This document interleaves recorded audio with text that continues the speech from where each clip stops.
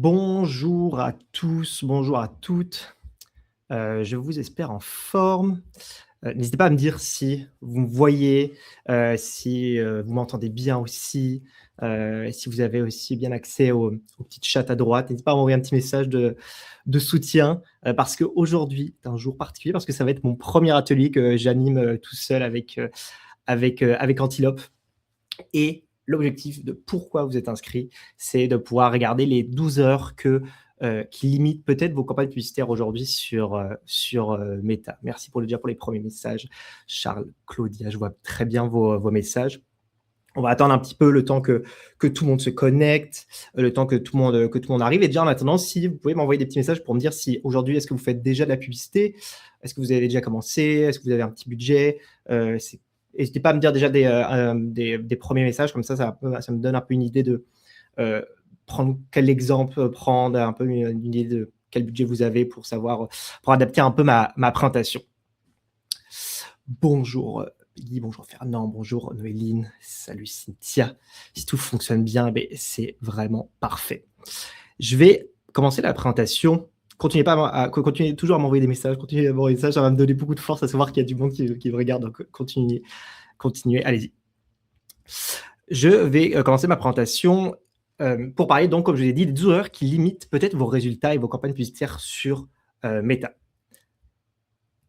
Pour commencer, c'est sûr que lancer une campagne publicitaire sur Meta, c'est quand même assez facile. Comme il a fait Marc, il a fait ça le plus facilement possible. Tu as juste vraiment à cliquer sur un bouton et là, tu peux déjà commencer à dépenser du budget publicitaire assez facilement.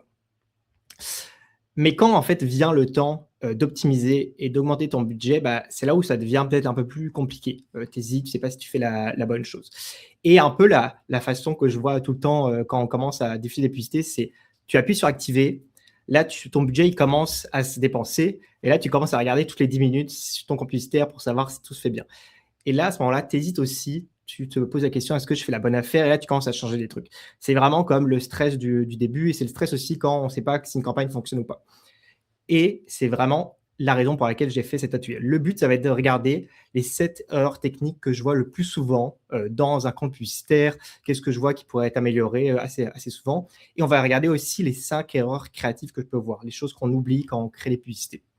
Et à la fin, on aura aussi un moment où je vais répondre à vos questions. Donc pendant l'atelier, n'hésitez pas à m'envoyer un petit message dans le chat et je vais pouvoir y répondre à la fin. Si je vois qu'il y a des questions qui sont vraiment en lien avec la présentation directe, et je vais pouvoir aussi y répondre.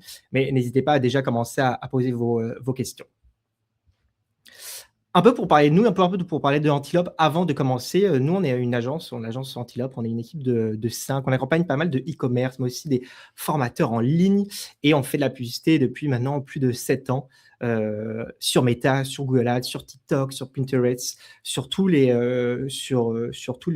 médias sociaux et aussi même avec Météo Média, la presse, d'autres plateformes un peu plus traditionnelles. Et pour parler un peu plus de moi, avec une photo qui dérange l'industrie, je l'espère. Moi, ça fait plus de 6 ans que je fais la publicité. Je suis chez Antelope depuis 2020. Je me spécialise pas mal en boutique en ligne, pas mal avec Shopify. Et j'ai aussi, en plus de gérer les comptes publicitaires de clients au Québec et en Europe, je prends aussi le temps de faire des deuxièmes avis. Donc, c'est un service qu'on offre où on va regarder un compte publicitaire pendant 1 heure. Et pendant ces deuxièmes avis-là, c'est là où je vois souvent justement des erreurs qui arrivent très souvent dans des comptes publicitaires et qu'on amène souvent et qu'on présente et qu'on demande à améliorer. Mais un petit point avant de commencer, un point qui est quand même important, c'est que tout ce que je vais vous présenter là et tout ce qu'on va pouvoir vous dire ou que vous voyez sur les médias sociaux ou sur LinkedIn, ce qui est vrai sur un compte n'est pas forcément vrai sur un autre. C'est toujours important de tester. Votre industrie, elle est peut-être très différente, votre produit est peut-être très différent d'un autre et de la concurrence. Donc, c'est vraiment important de toujours essayer. Et moi, tout ce que je vais vous dire aujourd'hui, c'est le but, c'est oui, je le vois très souvent, mais c'est important de le tester. Et peut-être après, vous allez vous rendre compte, non, c'est pas forcément vrai parce que mon industrie, elle a cette particularité ou mon produit a cette particularité. Donc, testez. Et quand vous testez, n'hésitez pas à faire un bilan, de savoir est-ce que ça a été une bonne idée ou pas. Est-ce que tout va bien pour l'instant? Tout est clair? Si tout est beau, je vais continuer avec les 7 erreurs techniques dans le compte.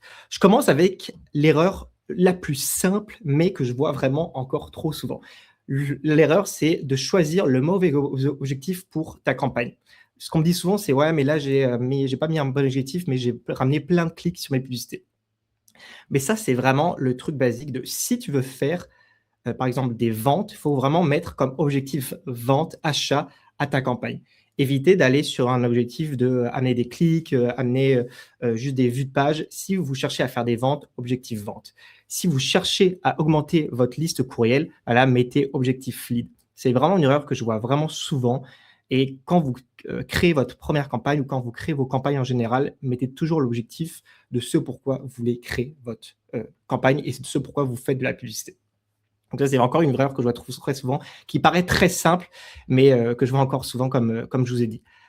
La seconde erreur, l'erreur, un peu de 2020, mais pareil, que je vois encore beaucoup, une erreur assez simple, mais qui est vraiment importante aussi à savoir, c'est créer des campagnes en micro-ciblage, ce qu'on appelle micro-ciblage. C'est par exemple l'idée de se dire que moi, mes produits, c'est juste pour des femmes de 25 ans, donc je vais essayer de cibler que ces personnes-là. L'exemple à droite, c'est, heu, une campagne avec, je cible seulement âgés de 24 à 30 ans, les femmes avec des ciblages avancés super précis sur, heu ces intérêts-là. Ben ça, c'est vraiment à éviter le plus possible. C'est vraiment une technique, en fait, de 2020 parce qu'avant, en 2020, comment ça fonctionnait la publicité sur, Meta? C'était pas mal. On donnait précisément on donnait précisément, les données de à quoi ressemble notre audience et Meta allait spécifiquement aller voir ces gens-là. Mais maintenant, la différence, c'est que Meta est assez bon pour aller cibler lui-même les bonnes personnes et en fait, c'est ta publicité et ton produit qui vont faire le ciblage. Faut essayer de laisser le plus l'algorithme cibler son audience grâce à ton message et à ton créatif. Par exemple, s'il voit que ta publicité, c'est plus un produit pour, les femmes justement et que sur ta publicité, bah, par exemple, tu as une femme, bah, c'est logiquement, il va aller un peu plus cibler les femmes. C'est vraiment le créatif qui fait la publicité. Si tu lui donnes trop un ciblage précis, le souci, c'est qu'il va se sentir trop restreint. Il aura du mal à aller chercher les bonnes personnes parce que même de son côté, lui, pourra pas aller cibler, toutes les personnes et vraiment avoir un apprentissage qui soit optimal. Donc vraiment éviter d'être trop précis dans vos ciblages, restez le plus large possible et prenez plus du temps à travailler vos créatifs et que vos créatifs soient ciblés que avoir une technique trop ciblée et des créatifs pas assez qui sont trop larges. C'est vraiment comme ça qu'il faut voir, mais c'est vraiment une erreur qui était plus une erreur en 2020, enfin qui était la vérité, mais aujourd'hui, maintenant, il faut essayer de laisser votre campagne le plus large possible. L'erreur numéro 3, qui est aussi une erreur assez fréquente que je vois, c'est, de diluer son budget sur trop de campagnes ou trop de canaux. C'est un peu le truc de: «Oh mais moi je sais que, dans mon industrie par exemple, j'ai Rona ou Desjardins qu'on les voit partout, on les voit sur, TikTok, Meta, Google Ads, Pinterest, Snapchat, Bing», genre on les voit sur toutes les plateformes et on se dit: «Bah moi j'ai envie de faire la même chose, je veux être présent partout». Le souci, c'est il faut vraiment éviter de fragmenter ton budget et tes résultats. Plus en fait tu divises ton budget sur plusieurs campagnes et canaux, moins tes campagnes vont fonctionner. Ce que je conseille moi souvent, c'est vraiment en dessous de 10 000 je conseille de garder seulement un canal principal qui va être par exemple Meta ou un canal principal qui va être Google Ads ou TikTok selon votre industrie. L'idée derrière ça, c'est vraiment de se dire que plus vous fragmentez, vos canaux, plus vous fragmentez vos campagnes, moins l'apprentissage va être bon. Souvent, ce qui est, remonté par, Meta, c'est il veut essayer d'avoir au moins 4 à 5 conversions par jour. Donc, par exemple, si votre campagne, c'est un objectif achat, il veut au moins avoir 4 à 5 achats par jour ou une vingtaine d'achats par semaine, par campagne, pour être au mieux et pour que lui sache spécifiquement quel type de personnes achètent et quel type de personnes, n'achètent pas. Tu sais, il veut remonter de la data pour avoir une meilleure idée de quels sont les types de personnes qui convertissent. Donc c'est vraiment dans cette idée que si vous vous fragmentez trop, bah, vous fragmentez tous les tests un peu trop vos campagnes, trop vos canaux et le résultat étant que, vos campagnes vont être moins bonnes et votre budget média va être un peu gaspillé sur, trop de campagnes et trop de canaux. Donc vraiment à éviter, essayez de vous concentrer seulement sur un canal, évitez d'en avoir trop de campagnes, concentrez-vous, seulement sur un canal si vous avez moins de 10 000 de budget actuellement par mois. Ça revient un peu aussi à cette même idée-là, mais il y a la question aussi, d'audience. Avoir des campagnes de reciblage ou d'acquisition de nouveaux clients. Souvent, on me dit: «Oh, bah, là, moi, j'ai mis 90 de notre budget pour cibler nos clients, pour avoir le maximum de points de contact. Je veux être sûr que ceux qui me connaissent déjà, bah, ils revoient le plus possible mes publicités». Mais la question qu'il faut avoir, c'est: est-ce que vos publicités actuelles, elles rejoignent vraiment ou pas votre clientèle actuelle? Il y a un outil enfin un autre, il y a un outil sur Meta, sur votre Business Manager qui peut être intéressant à utiliser. C'est de vérifier votre segment d'audience. Vous pouvez le voir dans vos colonnes, dans les données démographiques données démographiques, pardon, et segments d'audience, et comme ça peut vous donner une idée de ça ressemble à quoi la répartition sur vos campagnes. Par exemple, là, j'ai pris un screenshot, d'une campagne, et là, je peux voir que, j'ai investi, ce budget sur 472 sur une clientèle existante, et j'ai mis 1 300 sur une nouvelle audience. Donc ça me donne déjà une première idée de savoir quel budget je mets, sur chaque audience, en reciblage, sur une nouvelle audience. Ça, pour mettre en place ces segments d'audience-là, si vous ne l'avez pas encore mis en place, c'est assez facile.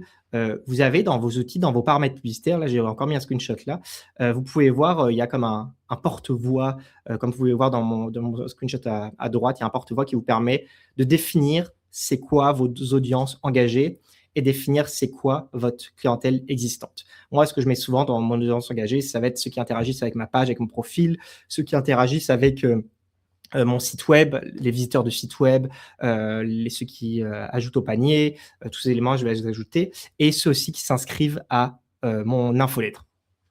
De l'autre côté, dans votre clientèle existante, ce qui peut être intéressant à ajouter, c'est vos acheteurs, votre liste mail de clientes et clients que vous avez. Vous pouvez relier à votre Klaviyo ou votre Shopify, et de cette façon-là, quand vous avez mis en place ce petit truc-là, vous allez pouvoir suivre, comme je le montre juste avant, c'est quoi le budget qui est investi sur votre clientèle existante? C'est quoi le budget qui est investi sur votre nouvelle audience?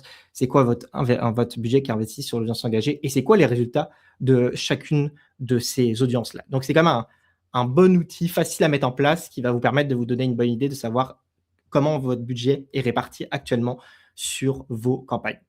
Et après, la question qu'on veut se poser, c'est: est-ce qu'on fait une campagne spécifiquement pour aller chercher du nouveau monde, donc faire que du froid, ou faire une campagne aussi, pour faire seulement du, reciblage? C'est un peu la question qu'on peut se poser. Moi, ce que je propose, c'est de regarder à quoi ça ressemble votre partage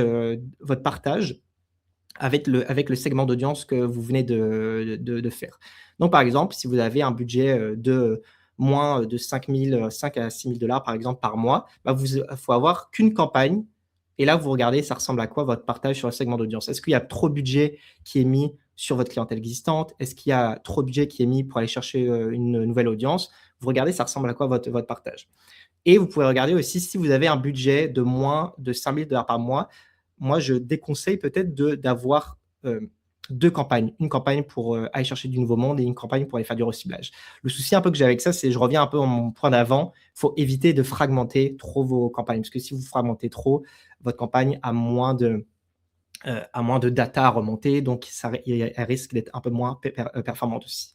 Mais un truc que vous pouvez regarder aussi, c'est quoi votre coût par action moyen? Par exemple, je rentre un peu dans le technique, donc n'hésitez pas à me dire si vous avez des questions ou ça commence à être trop compliqué. Je vais pouvoir aussi en parler un peu plus à la fin. Mais il faut regarder c'est quoi votre coût par achat ou votre coût par lead moyen. Si vous avez un coût par lead qui est assez bas, bah là, vous pouvez vous permettre de séparer le reciblage et le froid, dans vos campagnes, parce que, Meta, dans tous les cas, va avoir beaucoup de data, parce que le coût par action moyen est assez bas. Donc voilà, je voulais parler un peu des audiences, hein. Je rentre un peu dans le technique, donc n'hésitez pas à me dire, comme je vous ai dit, à me poser des questions, à la fin. Je veux continuer sur un autre point qui est spécifique pour, vraiment les boutiques en ligne, c'est se fier uniquement à son ROAS. C'est vraiment une erreur aussi que je vois souvent. Heu, Quand on fait un tri dans les publicités qu'on veut garder ou non, c'est un peu l'idée de: «Oh, mais moi je garde seulement cette publicité en ligne parce qu'elle a un ROAS de 12 sur les 7 derniers jours, donc finalement je veux garder juste, celle-ci». C'est vraiment important, de remettre votre ROAS dans son contexte. Pour info là, le retour sur investissement, c'est comme votre retour sur investissement sur votre ad spend. Donc, si vous mettez 100 $, combien ça me rapporte? Si ça me rapporte 200, $100 de publicité, ça me rapporte 200 de revenus, bah là, vous avez un ROAS de 2. C'est comme ça que je le présente. C'est une des données qui est montrée dans vos campagnes. Donc, c'est important de mettre votre ROAS dans son contexte. Une publicité qui fait seulement du reciblage, bah, le souci, c'est qu'elle va avoir un très bon ROAS, mais elle va peut-être pas vous chercher vraiment de nouveaux clients. Et par exemple, une publicité, je prends l'exemple typique d'une publicité pour une promo. Souvent, ça va avoir une promo et un rabais. Souvent, ça va avoir un très bon ROAS, mais est-ce que cette publicité va vraiment nous permettre d'aller chercher du nouveau monde? Parce que si tu présentes un produit avec une promo, si ton produit n'est pas très connu d'une nouvelle audience, bah, peut-être ils vont pas acheter juste parce que c'est une promo. Mais ça va très bien fonctionner sur ton reciblage. Et un autre point aussi avec le ROAS, c'est qu'il ne prend pas en compte le volume. Un ROAS de 2 avec 10 000 $ de dépenses, bah, ça vaut quand même mieux qu'un ROAS de 12 avec 1 000 $ de budget. Donc, toujours important de vraiment remettre votre ROAS dans son contexte quand vous comparez si une publicité est bonne ou non et si vous voulez la mettre de côté ou si vous voulez garder cette publicité-là. Et le point aussi important, c'est que c'est important de voir votre campagne publicitaire et le budget que vous mettez comme un outil pour amener une nouvelle clientèle, pas juste aller chercher des ventes à court terme. Ce que j'aime bien dire, c'est qu'il faut accepter de croître avec la publicité, c'est accepter de payer une nouvelle vente pour la rentabiliser un peu avec la deuxième. Ça va être votre meilleur moyen de scaler vos budgets, de vous permettre de croître aussi plus sereinement. Parce que si vous cherchez à être rentable dès la première vente, le souci, c'est que vous allez être très vite limité dans votre augmentation de budget parce qu'assez rapidement, vous allez vous rendre compte que aller chercher une nouvelle audience, bah, le coût par achat va être plus cher. Donc, un exercice qui peut être tout simple, c'est de définir c'est quoi la valeur moyenne d'achat de votre client sur une année. Et comme ça vous donne une idée que s'il fait 2, 3 achats, bah, on peut se permettre de payer un peu plus cher la première vente parce que dans tous les cas, en moyenne, il va faire un deuxième ou un troisième achat. Ça, c'est un truc qui peut être intéressant à faire, cet exercice-là de calcul. Un autre point que je veux vous parler en erreur, c'est d'oublier aussi les indicateurs secondaires. Souvent, on va regarder juste le nombre de ventes et les budgets dépensés. Mais les indicateurs secondaires qui sont remontés dans vos campagnes peuvent aussi être des bonnes données à regarder qui vont vous aider à comprendre si vos publicités et vos campagnes fonctionnent ou non.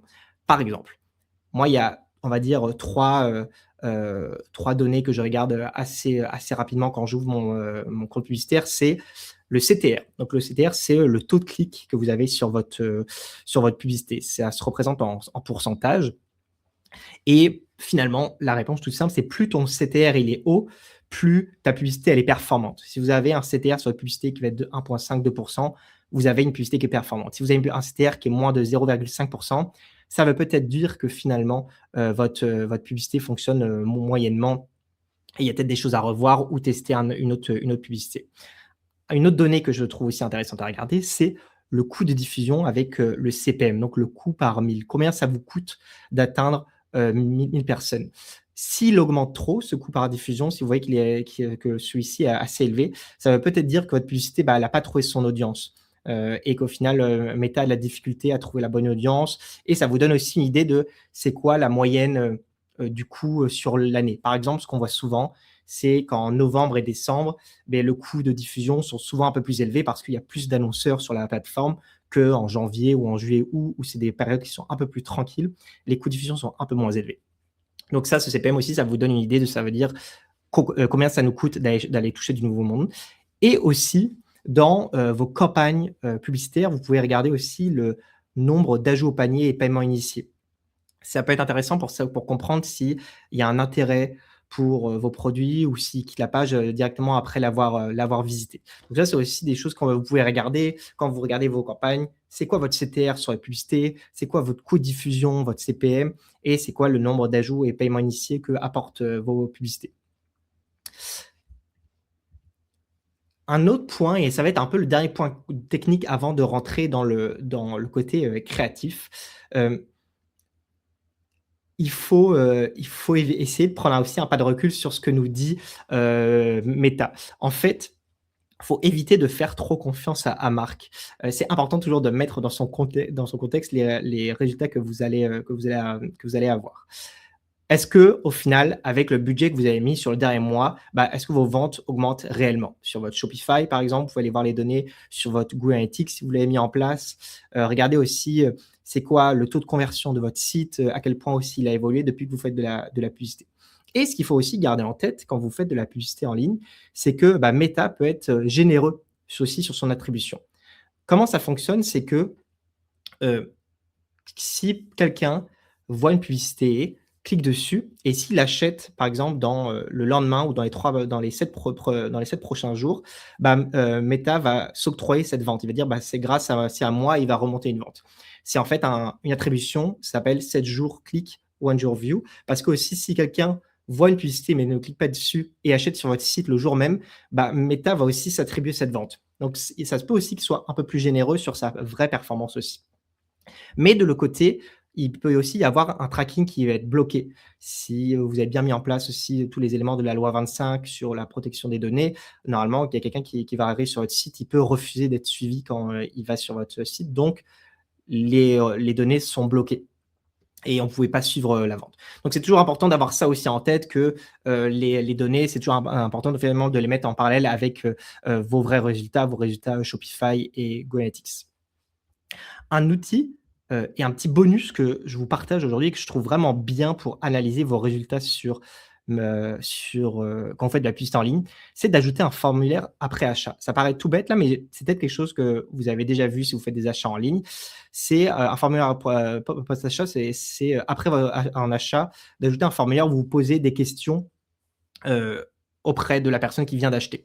La question la plus simple que j'irais ajouter et qui peut vous permettre de savoir si vos campagnes performent ou pas, c'est, comment vous nous avez connus? Et là, vous mettez, grâce à de la publicité, grâce à du bouche à oreille, grâce à, de la publicité sur Google Ads, vous pouvez mettre plein de réponses comme ça et comme ça, à la fin, après 1 mois, 2 mois et vous avez assez de résultats grâce à ce formulaire-là, B, vous allez pouvoir voir à quel point vos campagnes, performent aussi, parce que vous allez voir comment évolue ce résultat-là. C'est sûr que c'est pas la meilleure méthode possible, mais ça vous permet surtout d'ajouter un une analyse additionnelle en plus de ce que remonte Shopify, en plus de ce que remontent, vos résultats, Meta. Je vous parle de l'application, Passlight parce que, elle est gratuite et on l'utilise nous de notre côté et je la trouve vraiment bien. Je n'ai pas de liens, commerciaux avec eux, mais je la trouve vraiment bien et c'est assez facile à utiliser et en plus, il y a plein d'autres questions que vous pouvez poser comme, pourquoi vous avez acheté chez nous?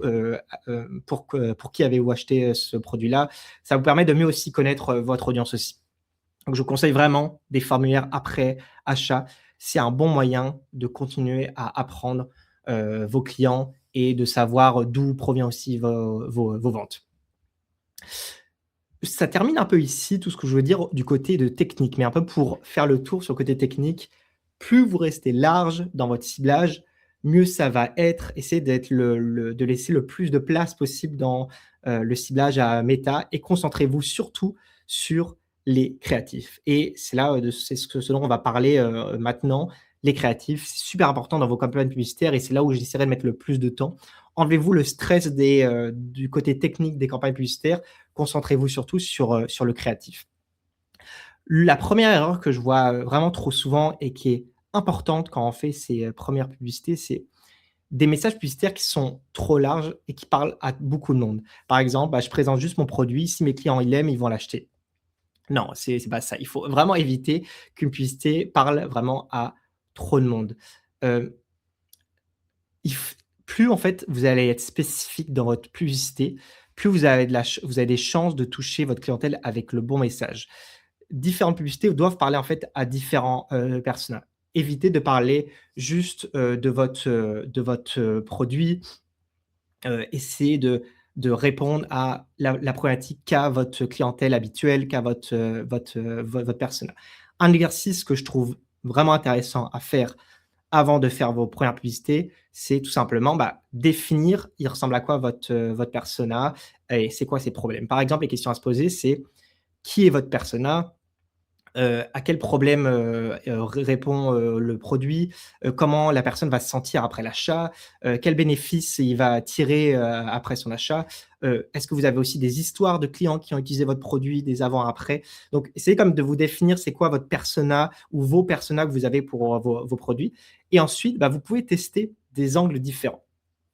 Heu dans l'idée que je vous dis là, dans ce que je vous présente, c'est vraiment essayer de faire des publicités qui vont être spécifiques à chacun de vos personas et avec des angles différents qui les touchent différemment dans leur processus de décision.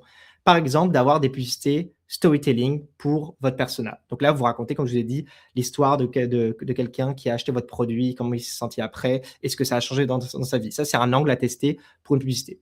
Ensuite, vous pouvez avoir une publicité problème où là, vous appuyez sur le problème de votre clientèle cible et ce pourquoi le produit va changer leur vie après.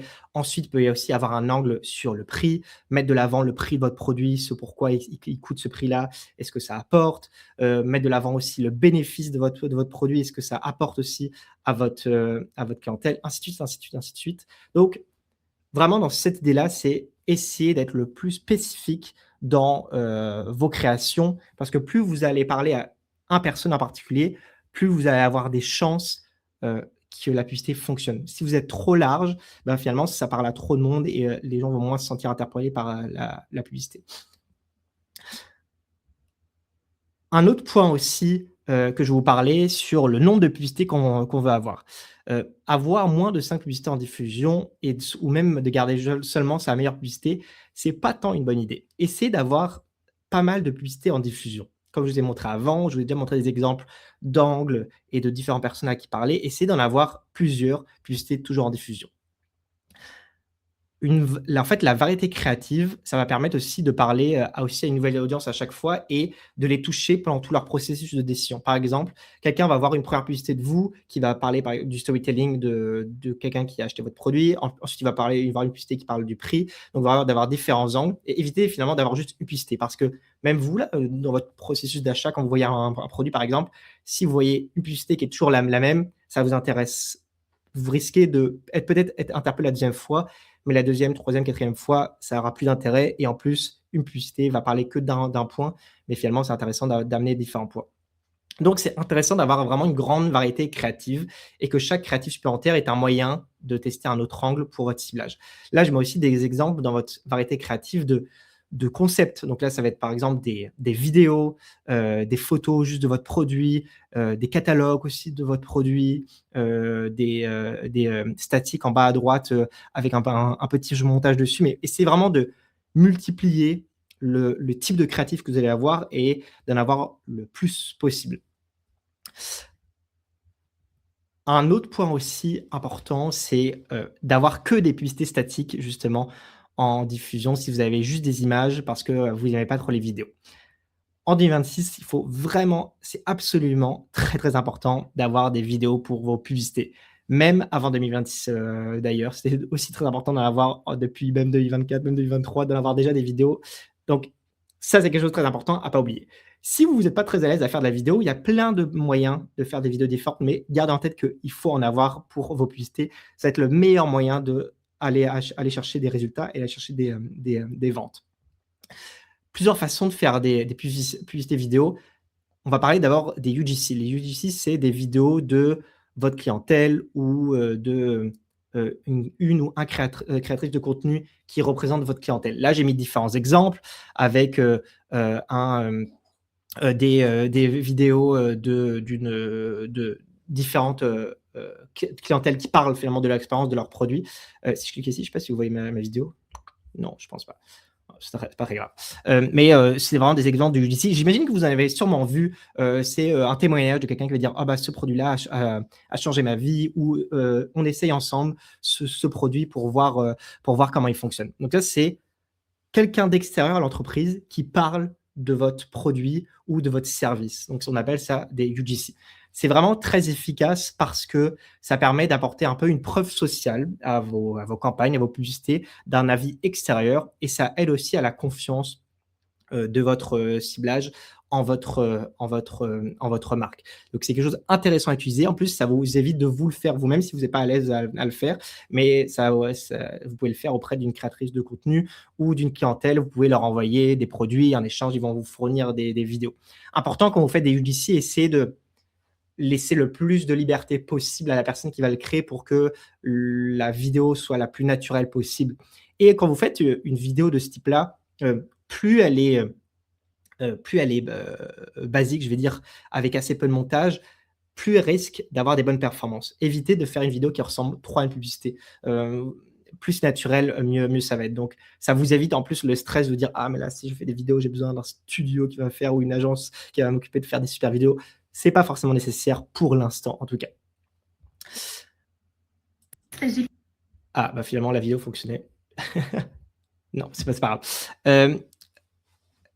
Les vidéos aussi le deuxième type de vidéo qui existe, c'est ce qu'on appelle les vidéos FGC, qui sont des vidéos faites par le ou la fondatrice.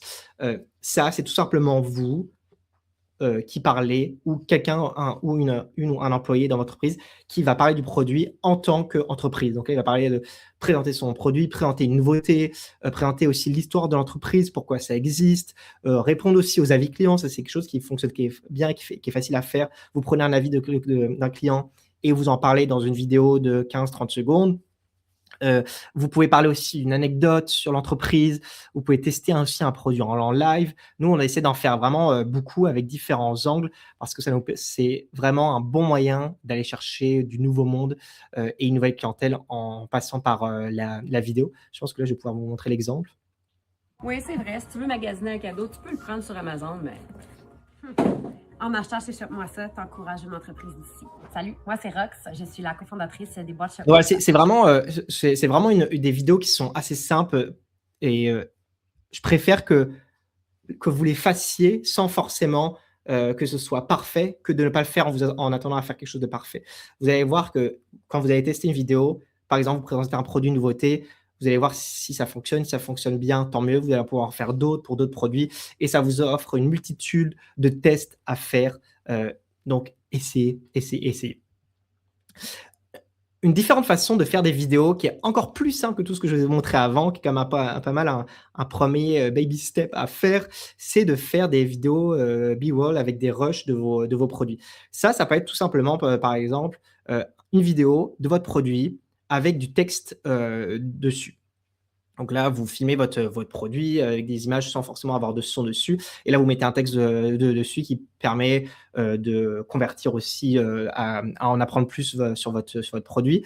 Vous pouvez aussi faire une vidéo de votre produit avec un voice-over derrière. Donc vous parlez de votre produit sans vous montrer. Donc c'est vraiment un autre moyen de faire juste avec des rushs vidéo sans vous montrer, qui est assez facile et qui fonctionne bien aussi. Là, je peux aussi vous montrer l'exemple.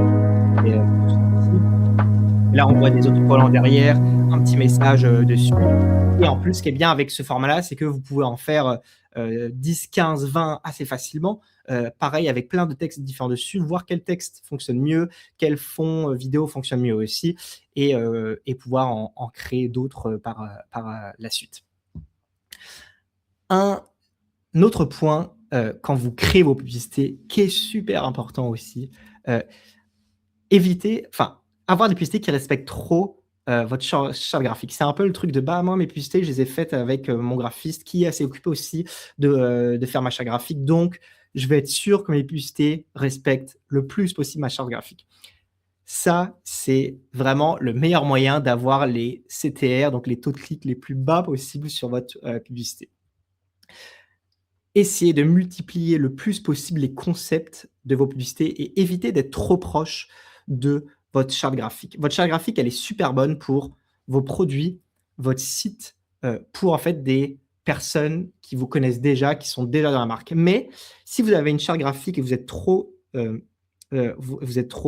accroché à celle-ci, vous risquez trop de faire des publicités qui ressemblent à des publicités justement, et il y a assez peu de chances que les gens cliquent dessus parce que justement, ça ressemble trop à des publicités. Nous, de la façon dont on fonctionne, c'est qu'on va essayer beaucoup de concepts auprès de nos clients et on évite justement d'être toujours trop proche de la charte graphique. On essaie d'avoir des concepts qui ressemblent pas à des publicités ou que si elles ressemblent, ça accroche un petit peu ou on a un message un petit peu particulier. Les exemples, par exemple, vous pouvez voir à droite, c'est une photo de la fondatrice avec un panneau dans les mains. Là, il y a une maquette Paint en haut à gauche où on voit même pas de la charte graphique de l'entreprise derrière. On a aussi une photo, la deuxième en partant d'en haut, qui est une photo de type UGC, donc une photo très amateur avec du texte écrit en Paint dessus. Donc ça s'insère vraiment super bien en fait dans les habitudes de consommation de votre audience sur les réseaux sociaux parce que c'est facile enfin, ça ressemble pas à une publicité, ça donne envie d'en savoir plus, ça paraît aussi plus authentique qu'une publicité vraiment basique. En bas à droite aussi, il y a un exemple que vous pouvez voir dans l'angle droit d'une publicité qui reprend un peu une maquette un peu de presse, donc avec le titre et 2 photos en dessous. Donc vraiment, l'objectif, c'est essayer de s'insérer au mieux dans les habitudes de consommation qu'ont votre audience sur les médias sociaux. Et en plus, plus vous allez connaître votre persona, plus vous allez pouvoir comprendre quel type de contenu ils regardent quand ils sont sur les médias sociaux et d'adapter vos créatifs par rapport à ça, d'avoir des publicités qui ressemblent à ce que consomme votre contenu. Donc, évitez d'être trop proche de votre charte graphique, vraiment, et essayez d'être, sans être trop éloigné, mais essayez de tester des choses différentes. Et je suis sûr que si vous testez des choses différentes de votre charte graphique, vous allez pouvoir avoir des bons résultats. Parce que si vous êtes trop proche de votre charte graphique, c'est sûr qu'après avoir fait 1 ou 2, 3 publicités, ça risque d'être pas assez différent pour que ça impacte vraiment votre audience. Et en tout cas, please, s'il vous plaît, évitez d'être trop proche de votre charte graphique. Un petit bonus que je vous parle, je ne sais pas si vous connaissez, mais si vous ne connaissez pas, ça va peut-être changer votre vie. Il y a ce qu'on appelle la bibliothèque publicitaire de Meta. Vous pouvez taper ça dès maintenant sur votre moteur de recherche. La bibliothèque publicitaire, elle vous permet de regarder ce que font toutes les pages et toutes les entreprises qui font de la publicité sur Meta. Donc, vous pouvez mettre le pays et vous mettez ensuite le nom de l'entreprise ou du moins le nom de la page. Et là, vous pouvez voir toutes les publicités qui sont en diffusion en ce moment. Donc ça, c'est un bon moyen d'espionner ce que font peut-être vos concurrents ou même d'espionner les annonceurs et les entreprises qui font beaucoup de publicité pour un peu avoir des idées de concept.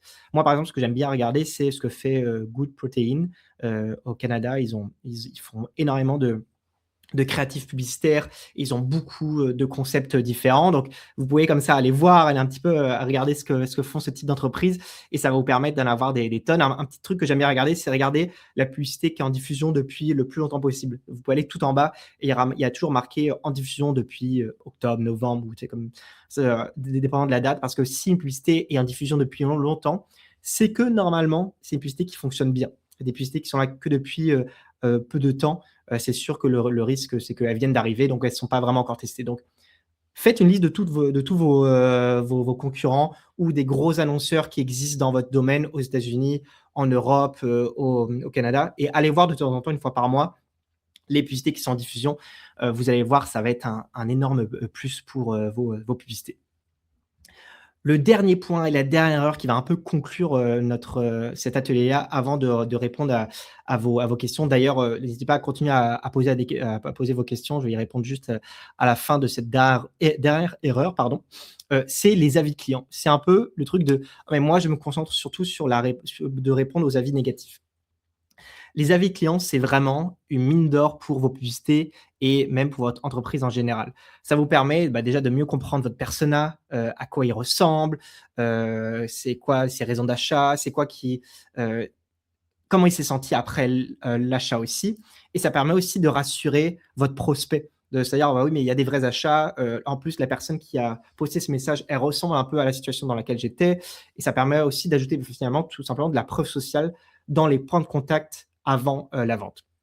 Donc, comment les utiliser, enfin du moins où les ajouter? Partout où vous pouvez ajouter des avis clients. Faites des automatisations pour que ce soit ajouté et qu'il y ait un message pour que ce soit ajouté dans vos fiches produits. Poussez à ce que quelqu'un qui a eu accès à vos services, il mette un avis sur Google ou sur Trustpilot ou tout ce qui est possible. Essayez de le mettre et utilisez ces avis dans vos publicités. Comme je vous ai dit, si quelqu'un commence à voir vos publicités vidéo et ensuite il est reciblé par une publicité avec un témoignage d'une personne qui ressemble un peu à ce qu'il a vécu, il va se sentir vraiment rassuré. Il va se dire, OK, cette personne ressemble à comment je me sentais avant, à comment je me sens aujourd'hui. Donc peut-être ce produit ou du moins ce service va m'aider à répondre à cette problématique. Donc, essayez d'utiliser aussi le plus possible vos témoignages dans vos publicités. Soit vous pouvez demander, quand quelqu'un met un message, est-ce que j'ai le droit d'utiliser ton témoignage? Ou sinon, vous pouvez juste flouter le nom et vous pouvez mettre ce témoignage en ligne dans vos publicités. Et comment utiliser les publicités? Comme je l'ai dit, Vous pouvez analyser vos avis pour avoir des idées publicités, créer des variantes d'angle avec vos avis et comme je l'ai dit, faire des screenshots, des avis, pour, les utiliser, en publicité. Donc en résumé, c'est quoi tout ce qu'on s'est dit aujourd'hui, c'est quoi les choses les plus importantes? Là, un beau petit récap. N'hésitez pas à prendre des screenshots, mais dans tous les cas, vous allez avoir accès, à cet atelier-là ensuite. Mais pour résumer un peu, essayez d'avoir les campagnes les plus larges possibles. Essayez de pas vous stresser à ce que votre campagne touche spécifiquement dans son réglage technique, votre ciblage. Mettez vraiment le plus de temps dans vos créatifs. Vos créatifs, essayez d'en avoir, de nombreux en diffusion avec des angles différents surtout. Le but n'est pas de faire du volume juste pour faire du volume de créatif. Le but étant d'avoir, des publicités qui chacun, ont un angle différent, ont un concept différent. Comme je vous ai dit, une publicité qui fait de la preuve sociale avec un témoignage, une vidéo, UGC de quelqu'un qui parle de votre entreprise, une vidéo de vous qui montrait une nouveauté. Donc essayez de maximiser les points de contact, mais différents, entre eux. Donc ça fait pas mal le tour sur, tout ce que j'avais à dire aujourd'hui. Je vais prendre, le temps de regarder un petit peu vos questions. Mais juste avant, si jamais, vous avez aimé ça, n'hésitez pas à me le dire. Si vous avez aussi des questions un peu plus spécifiques, bah, vous pouvez aussi m'envoyer un mail. Ça va me faire plaisir, d'y répondre. Moi, comme je l'ai dit, c'était mon premier atelier, donc j'ai rien à vendre, pour vous. Ça me faisait juste plaisir de vous présenter cet atelier-là sur, un sujet qui me passionne bien et je vais prendre le temps un petit peu de regarder un peu les questions qu'il y a.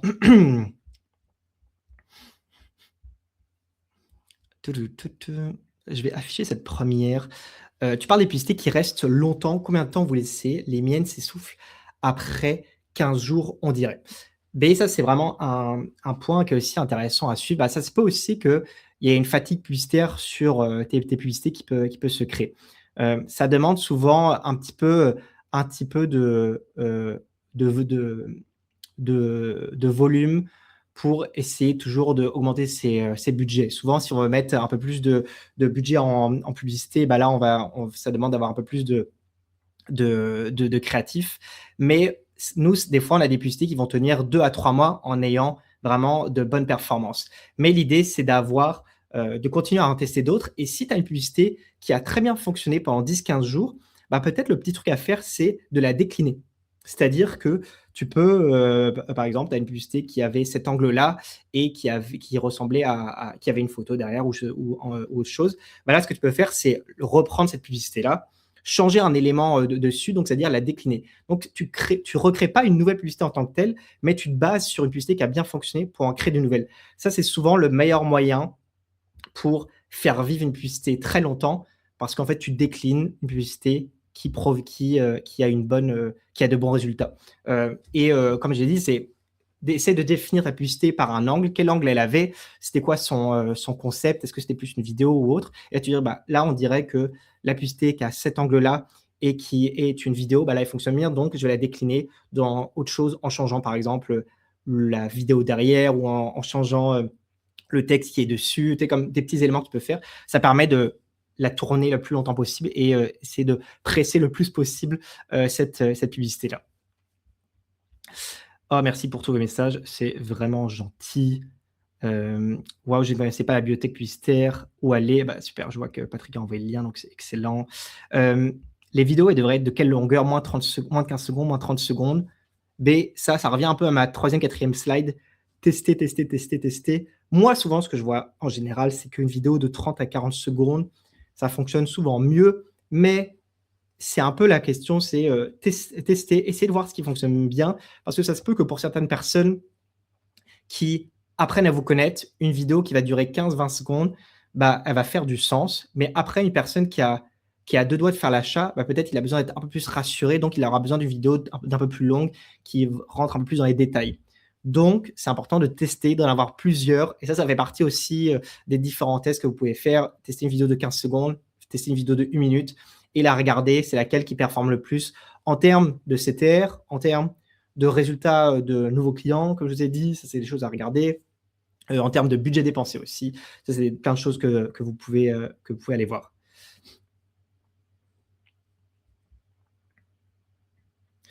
Est-ce qu'il y a un budget minimum, la question de Patrick, pour voir une différence? Par exemple, 5 par jour, ça vaut la peine ou il faut mettre au moins 100 par jour? Bah, c'est sûr que plus ton budget va être petit, moins tu vas avoir de conversions par jour, donc moins, Meta va avoir de données, de data pour savoir ce qui fonctionne ou pas. Donc c'est sûr que si tu as un budget qui est, moins de 15-20 par jour, bah là, mieux vaut espacer, les tests que tu vas faire. Éviter de envoyer d'un coup 15 nouvelles publicités en un jour et d'attendre le lendemain, voir ce qui a fonctionné ou ce qui n'a pas, fonctionné, parce que la réalité, c'est qu'il n'y aura pas assez de budget dépensé pour savoir ce qui a fonctionné. Donc à ce moment-là, si vous avez un budget qui est un peu plus, qui est un peu moins de 50 bah là, vous pouvez dire, bah, là, je vais en tester une nouvelle cette semaine, j'attends au moins 7 jours et après, j'en teste une nouvelle et ainsi de suite. Éviter d'être tout d'un coup, laisser le temps à ce qu'il y ait assez de budget. Moi, ce que j'aime bien regarder, c'est plus, par exemple, en budget dépensé, c'est d'avoir 3 fois le coût par conversion dépensé sur la publicité. Donc, c'est-à-dire que, par exemple, si tu as une publicité objectif d'achat et qu'en moyenne, une vente, en moyenne dans tes campagnes, ça te coûte 20-25 d'avoir une vente, bah là, tu attends d'atteindre 75 de dépenses sur ta publicité pour savoir si ça a performé ou non cette publicité-là. Parce que là, il y a eu assez de budget pour que tu vois si le CTR est intéressant, si le nombre de clics, si le nombre d'achats est intéressant et tout, quoi.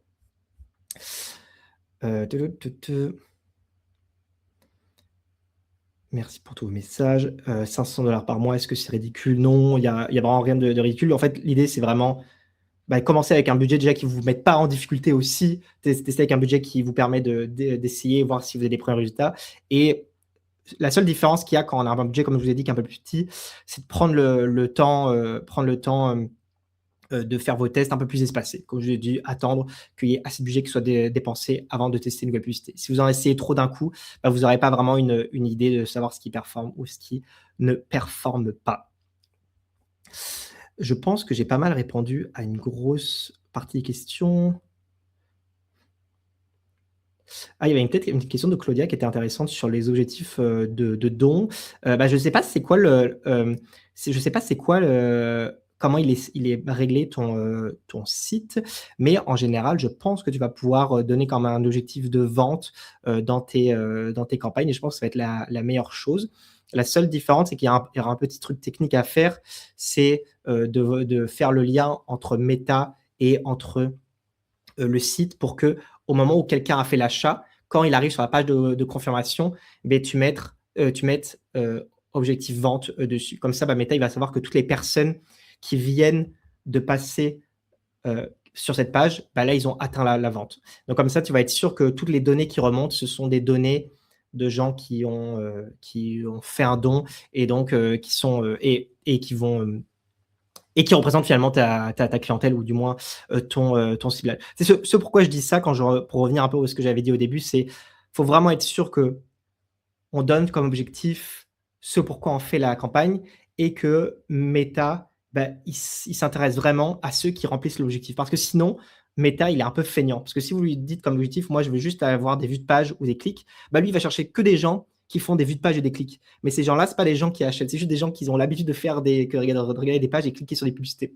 Donc, si vous voulez qu'il soit le feignant, mais dans le bon sens, donnez-lui quand même un objectif qui est proche de ce que vous souhaitez.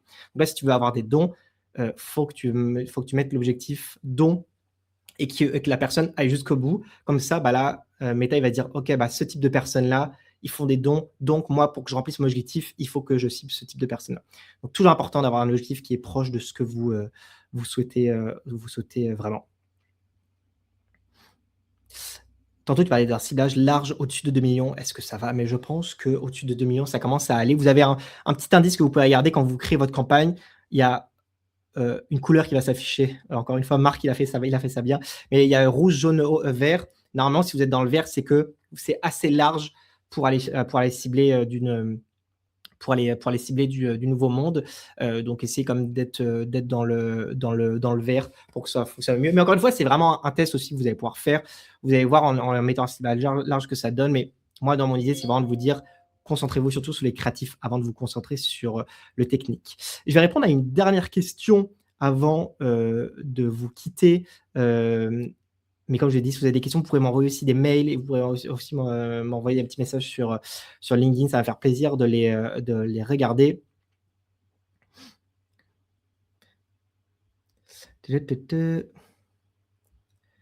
Cette question de Gabriel. Bonjour, y a-t-il un budget minimum à mettre sur Meta par jour, par semaine? Réalité que nous sommes en région, mais nos clients n'ont pas de gros budget. Et comment évaluer le budget nécessaire avant de diffuser une publication?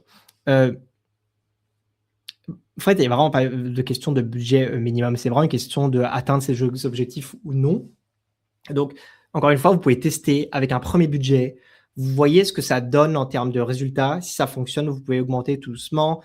Si vous voyez que ça stagne, bah là, peut-être ça vaut la peine de se dire, bah non, ce budget, il est peut-être mieux d'être alloué un peu ailleurs. Le souci, c'est quand on a vraiment des très petits budgets et que les budgets est trop petits pour atteindre un certain nombre d'objectifs, c'est que, encore une fois, Meta n'a pas assez de données pour savoir qui elle est ciblée. Donc là, vous mettez un peu de l'argent dans le beurre, dans du vent, parce qu'en fait, il n'a pas assez de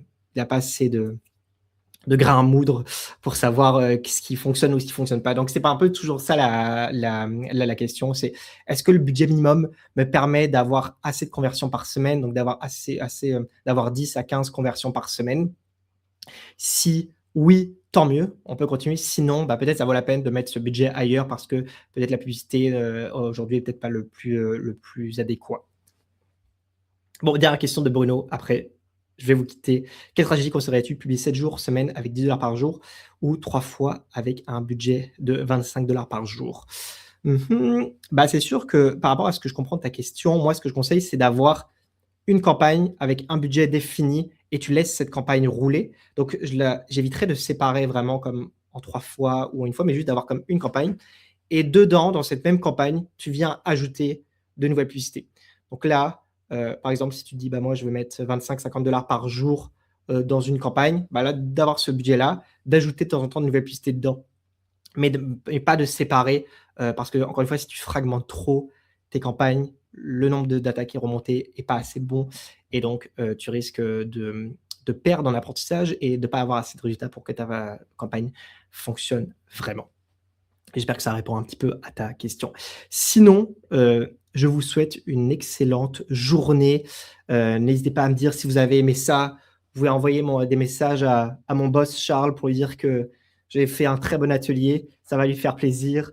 Des avis sur Google aussi, parce que même pour nous aussi, c'est important d'avoir des avis Google. Ça va nous servir pour faire des belles publicités pour nos prochains ateliers.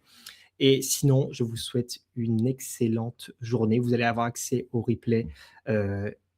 C'est tout. Une très belle journée. Bye.